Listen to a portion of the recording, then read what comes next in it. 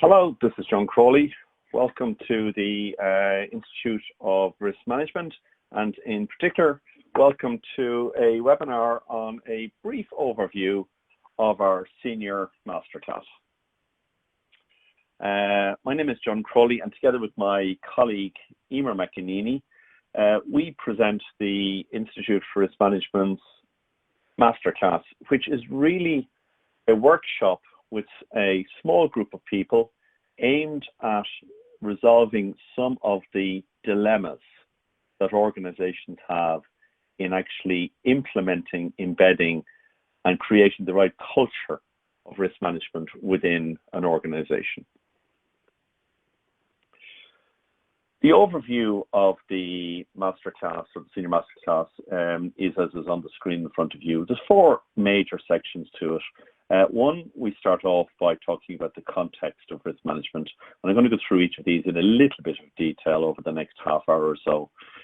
Then we take from that context, we build upon that, and we take three different lenses to look at it. One from your organization's point of view, two from your people's point of view, and then thirdly and importantly, what are you going to do about it? Okay, what are your actions? So that's the way we're going to present this. So I'm getting some suggestion that there's a wee bit of feedback on the line here. Okay, so I've just adjusted the volume hopefully. So hopefully that's a little bit better now. So let's just start with the context of risk management. I guess the first thing that we actually want to talk about is organizational maturity. How mature is your organization? How ready is your organization to be able to actually deal with risk management within it? So there's various different ways of measuring it. There's a model called the risk maturity model, and the risk maturity model looks at a number of different factors. And on the workshop, one of the things that we will be talking about is where is your organization vis-a-vis your peers in your industry and just generally. On a scale of 1 to 5, the global average today is somewhere in or around 2.5, which basically is defined as basic to a defined risk maturity culture. In an era where we've got significant regulation around a lot of our industries, particularly pharma, oil and gas, and financial services, it's actually a little bit surprising and possibly even a little bit disappointing that the global benchmark for risk maturity is still quite low. But there are obstacles and barriers to that. And I guess that's one of the things that we actually would like to address on the workshop. What are the barriers that you have to actually making your organization more risk mature? I guess one of the things that I hear regularly is, well, we've so much work going on in our organization that is imposed upon us by regulators that we sometimes struggle to find enough time to actually stand back and actually think about how are we running our organizations ourselves. So risk maturity is one of the things that I think we actually have to focus a little bit on. We do use, sorry, gone too far there, come back a slide. We do use an adaptation of the EFQM model, the European Foundation of Quality Management, to actually help us tease through the different elements of risk management in our organizations, principally looking at the 5 key enablers and the 4 key results areas. This actually helps us actually think about risk management and how good it is in our organization in a slightly more structured way. And then taking all of that into account, we will tease through with you where your organization is today. And again, we'll take the 3 important lenses of thinking about it from a strategy and governance perspective. And looking at the screen in front of you, would you rate yourself somewhere between initial, managed, defined, integrated, and optimized? And if so, where would that be? Then looking at it through the lens of the people that we have in our organization. And then finally, the key processes in our organization. So in our workshop, we tease through each of those elements. We try to figure out realistically where you are today. And then importantly, I suppose, where is it that you'd see yourself being in 1, 3, and 5 years? The answer to that, of course, will fundamentally turn upon the culture of your organization, which I'll come on to talk about shortly. And it'll also feed into the business planning cycle that your organization adopts.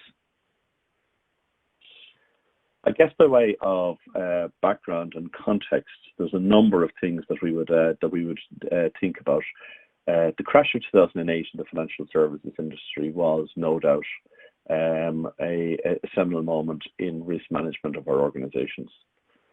Did Lehman Brothers, did AIG, did RBS, did all of the financial services companies, okay, that ran upon the rocks during that crash, did they have risk management systems in place? The answer, of course, is yes. Did they have chief risk officers? Of course, the answer is yes. Did they have sophisticated modeling tools available to them? Were they able to do bow tie analysis? Were they able to do black swan events? Were they able to do all sorts of sophisticated risk reporting using internal models as well as the standardized approach? The answer is yes. And yet, fundamentally, what was the reason that we had the crash of 2008?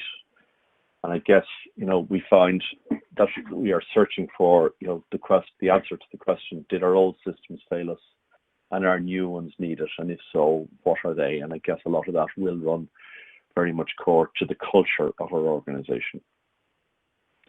In Europe, obviously, we've seen over the recent years and then months and continuing over the next period of time, just sort of the economic effect of Brexit as part of the major landscape change that we have to deal with from a risk management point of view. What does that mean for us? And then just generally looking around the world, what are the big influencers depending on which part of the globe we're in? And I guess all of these are probably helping us to answer the question, are we aware that our iceberg is melting? And what is our iceberg? I suppose our iceberg is, the platform that our organization is built upon, the industry that we are operating in today, and what are we doing to do something about that. So we will challenge ourselves in the masterclass to just think about the concept of our iceberg melting. What is it that successful change looks like? And what is it that we think we would need to do to be able to react to our changing landscape? So having set some sort of context for our 3-day session, we then start delving in more detail and start with our organizational perspective. And I guess under our organizational perspective, there's a number of things that we need to focus on. So I suppose the first is around our strategic risks. Thinking about our strategic risks from the top down in our organization, Warren Buffett regularly talks about his role as chief executive of Berkshire Hathaway and the importance of him also recognizing that he is the chief risk officer. Now, he has a subject matter expert CRO in his organization, but recognizing his responsibility strategically for the management of risk.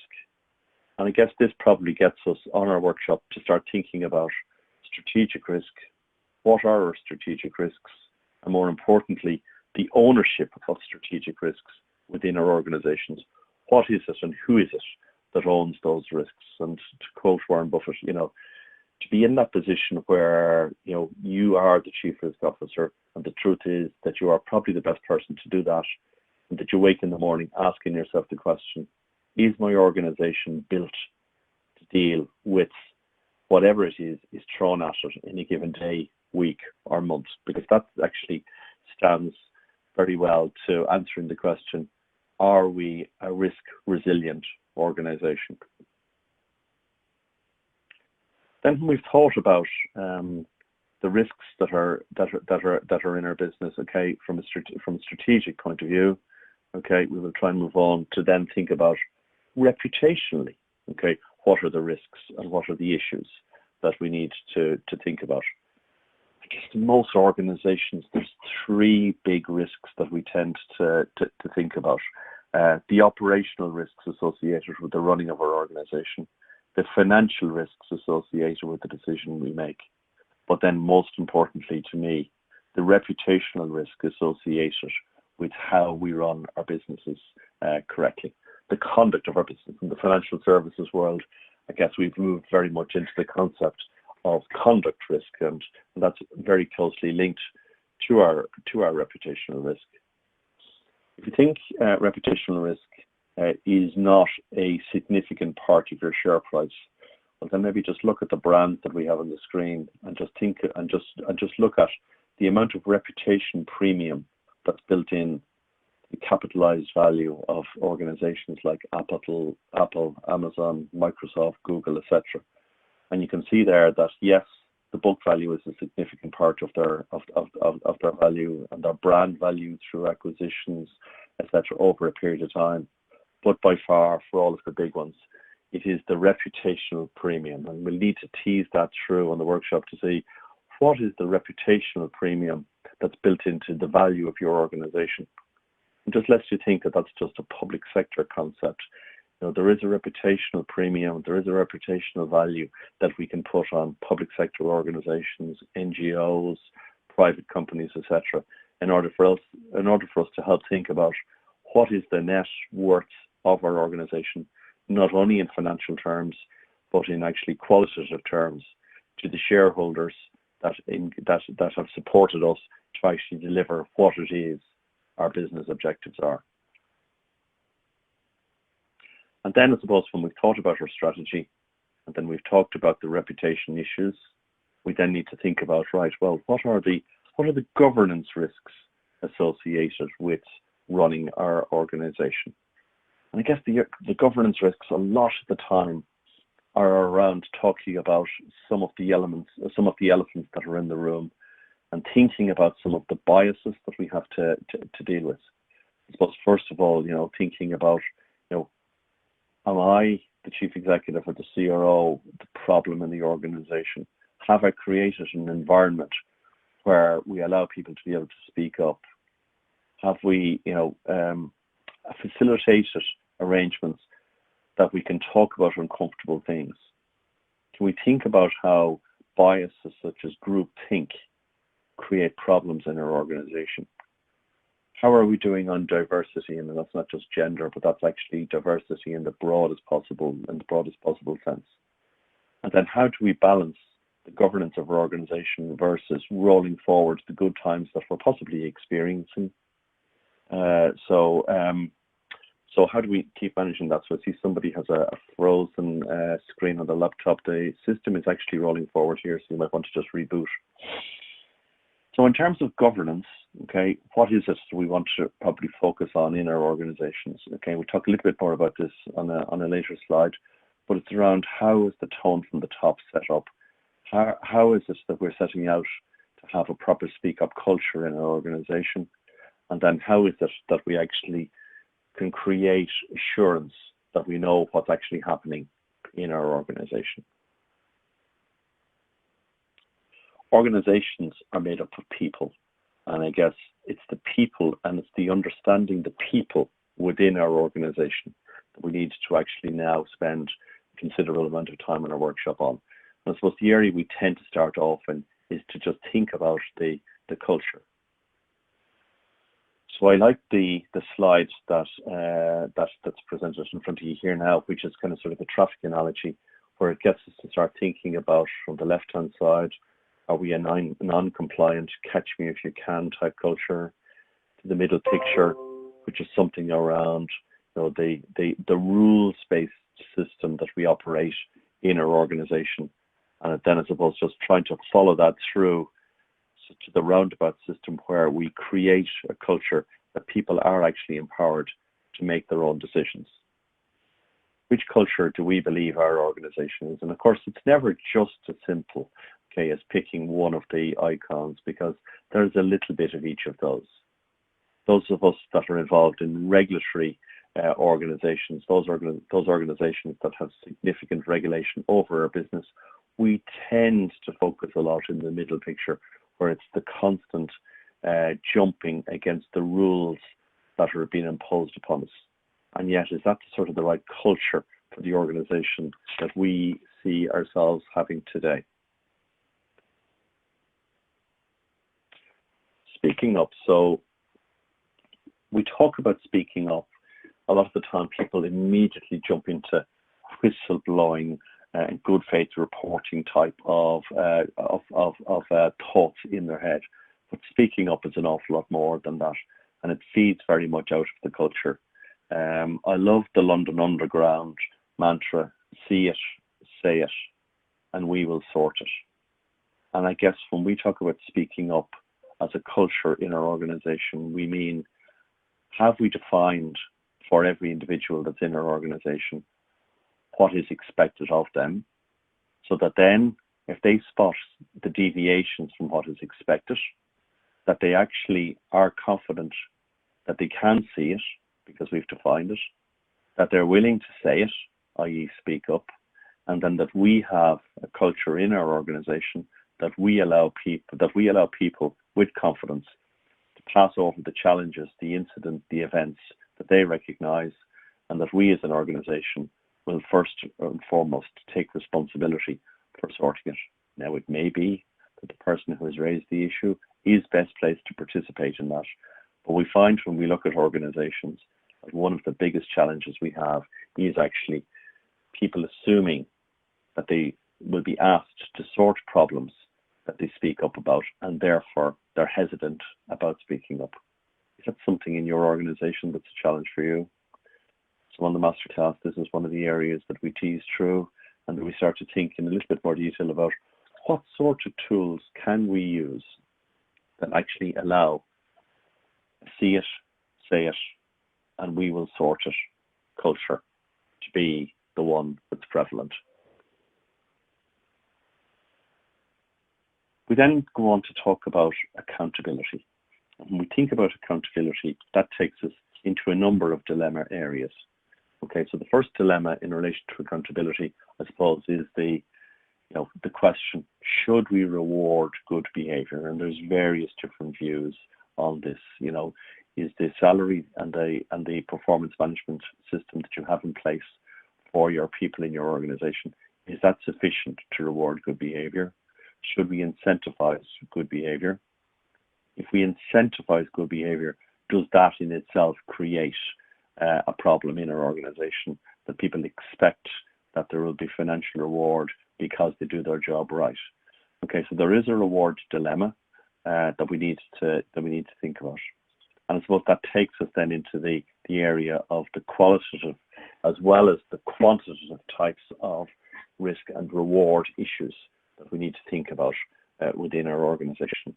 So an area that probably requires a good bit of focus is, what is that right balance? And we will deal with lessons learned and experiences from a number of different industries. There's a useful analogy that I keep coming back to time and time again. It has application in the financial services industry, but in actual fact, it's relevant to any particular industry. And that's that concept of conduct risk, and that runs hard to accountability. Financial regulators talk about conduct risk as any behaviors by your people that could be detrimental to your customers and or detrimental to a disorderly market. In other words, those things that would undermine the achievement of your objectives. And it's a principles-based guidance. I guess it does make a lot of sense, and we need to, I suppose, tease that one through to see how does conduct risk be best implemented within your organization, so that you are actually creating the right behaviors that determine that your customers or your clients or the stakeholders that are involved in your organization are dealt with fairly, professionally, adequately, and in a focused way for your customers and for all the customers and stakeholders. And then secondly, that there's nothing that's going on in your particular industry, in your particular organization, that would jeopardize the fair running or the fair operation of the industry that you're involved in. In other words, having an orderly market.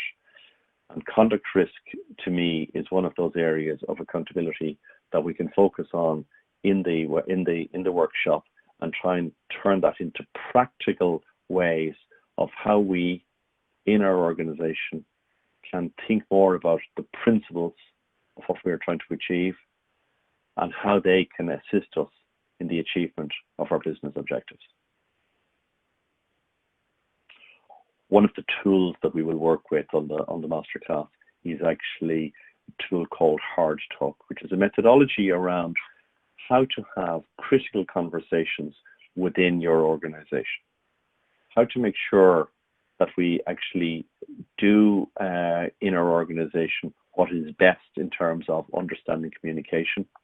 And we work our way through sort of a 10-step program to think about how do you take some of the bias, how do you take some of the heat, how do you take some of the emotion out of each of the pieces of a conversation that you would typically want to have in an organization that generates a more professional output. And really what we're talking about here is just making sure, okay, using the Hard Talk methodology, that we are trying to put some of the values, some of the culture that we would like to think our organization is aspiring to have into practice by actually creating a communication system, a talking system, a hard talk system in place that allows for friction to be dealt with, that allows for objective conversation around what it is that we're trying to do in our organization, that allows for the right way of actually communicating. Now, having contemplated our organization in the context of risk management from an industry point of view, having contemplated the issues around our people and come up with actions under each of those, we then move into some more focused actions around the key processes that we have within our own organization. And in this area here, we will very much walk through the journey of risk management. And the journey of risk management, we will deal with under the 5 categories of, number 1, have we clarity around objectives? Do we know where our organization is going? Is there a strategic direction set out for it? And do we know what is expected of our organization from our stakeholders, and particularly our shareholders? Then number 2, once we have the objective set, have we clarity around what we're prepared to do in the achievement of our objectives? We largely discuss this under the headings of risk appetite and risk tolerance and risk criteria and risk capacity. And it's really about thinking about what are we prepared to do and what are we not prepared to do. And I guess to a certain extent, it really centers around the moral compass of our organization. What are the things that are acceptable to do in the achievement of our business objectives? And what are the things that we will accept, knowing that they're not necessarily ideal things, but that we recognize that there are some errors, there are some tolerances, there are some things that we are willing to accept because it does require us to take some risks to be able to run our business correctly. I mean, Richard Branson talks about a ship being safest in a harbour, but then ships are not designed to be in harbours, they're meant to be on the high seas. The third thing we'll talk about, so number 1 is where we're going, and number 2 is our risk appetite, then number 3, I suppose, is then the whole process around identifying our key risks and having suitable methodologies in place to be able to assess those and prioritise those. Now, you will have people in your organisation who have done formal risk management training, who have learnt the tools. And I guess in this masterclass, what we're trying to do is bring out the different dilemmas that as a CEO, as a CRO, as a C-suite member, as a senior person in your organization, the dilemmas around identifying risks and recognizing that in the identification process, okay, that people will identify different things by virtue of their own position in the organization, their biases, and how they perceive risks. And then you as the senior leader in the organization trying to understand what it is those messages are, and then how could you prioritize those. Then fourthly, thinking about the risks against the appetite of the risks that we have. What are we going to do about those risks? So the risk action programs that are put in place.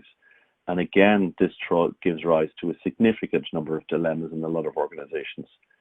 It's usually reasonably straightforward in the comfort of academia, in the comfort of a risk department thinking about a risk that has been presented, to come up with a theoretical control to put in place. But in practice, how do you do it? And I guess one of the big dilemmas that we generally have when we start thinking about controls is the operational resilience to be able to deal with controls as they are presented to us. Can our organization absorb new controls we want to put in place? Is there an element of adaptation that's required? Or is the control that we are proposing some sort of a transformative change that either requires new bodies, new technology, or new resources to be put in place? And these are the chief executive and the CRO dilemmas that we need to think about, because the operational resilience of an organization to deal with the control environment is the backbone of how effective risk management is. And then I suppose finally the fifth step is around our assurance regime. How can we be assured that we are going in the right direction? And when we think about this, we have a traditional 3 lines of defense model. And on the Masterclass, I guess one of the areas we start to think about are the 8 lines of defense. And we'll explore that in a bit more detail, because of course assurance is a little bit more than just audit. Assurance happens at many different levels. But I guess just for the purpose of this webinar, I mean, the 3 important things in terms of assurance will be: 1, in the first line of defense, the see it, say it, sort it, and the confidence that we have in our people to be able to spot deviations from expected. In our second line of defense, have we appropriate subject matter experts who are advising us on best risk management practice with lessons learned from other industries, new thinking and horizon scanning? And then in our third line of defense, in our internal and our external audit, okay, what can we rely upon there, and what sort of level of comfort? And then how does our risk regime interact with our internal audit risk-based approach to running an audit program over a given year? And if we think about the assurance that's then also required from regulators and from external stakeholders, have we a comprehensive assurance regime in place? So thinking about the dilemmas from a process point of view, where are we going? Number 1, what are we prepared to do? Number 2, what are the obstacles involved? Number 3, what can we do about them? Number 4, and then what sort of an assurance regime should we have in place? Number 5, so that we can actually start to think in a little bit more detail about those. I actually love Warren Buffett's concept of the NOAA rule, or the NOAA principle.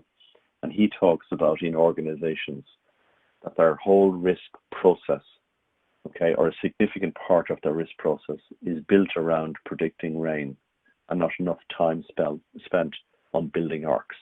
And I guess on the workshop, that is one of the challenges and the dilemmas that we push participants on, is to understand, okay, are we predicting rain, of which there is a role, but more importantly, have we actually built some sort of arc building regime so that we do actually understand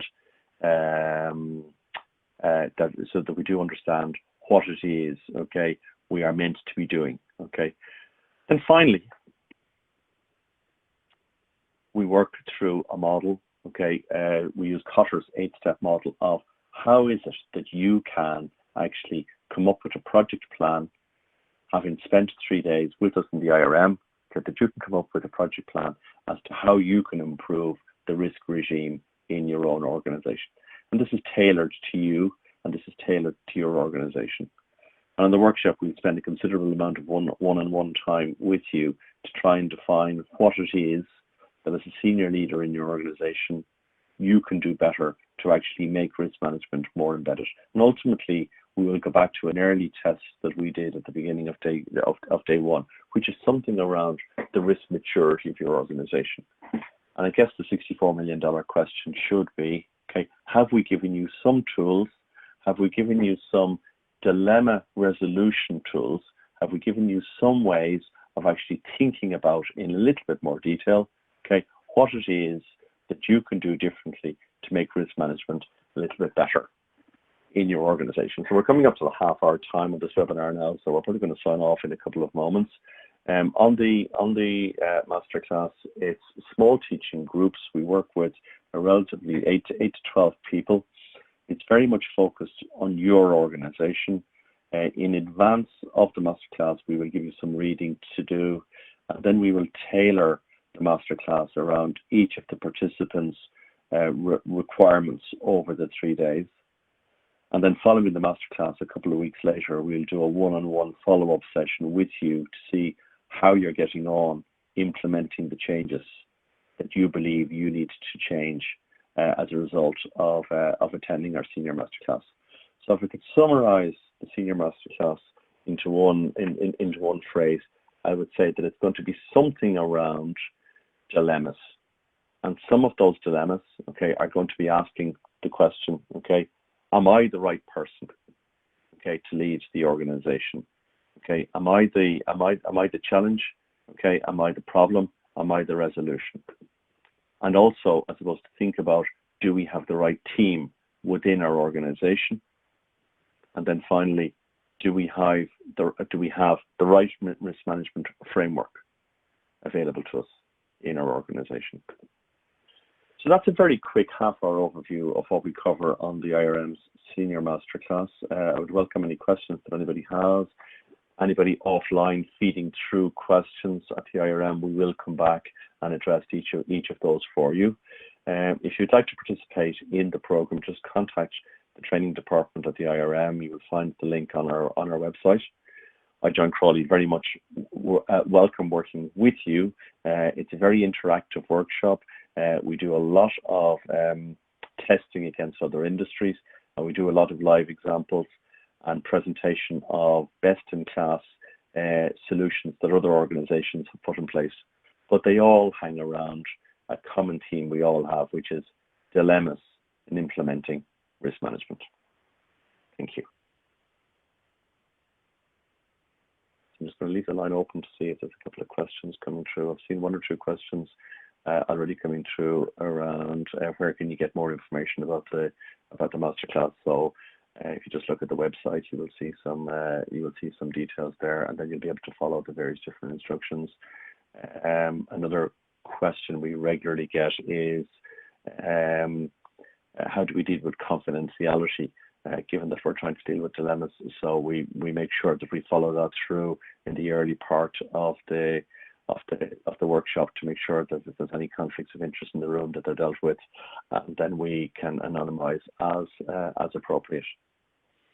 And another comment I'm seeing coming in here is what we've covered on the masterclass, not already covered in other courses. So other than a small bit of recapping on the basics, the answer to that question is no. We generally on this course make sure that we're taking it up a level, and that it is only the dilemmas associated with some of the topics that we talk about on other courses that are dealt with on the senior masterclass. And they seem to be the questions so far. So thank you for listening. If there is no more queries coming through on the live version, I will sign out now. And if you have other ones, please send them through, and we will get back to you as soon as we can. Bye for now.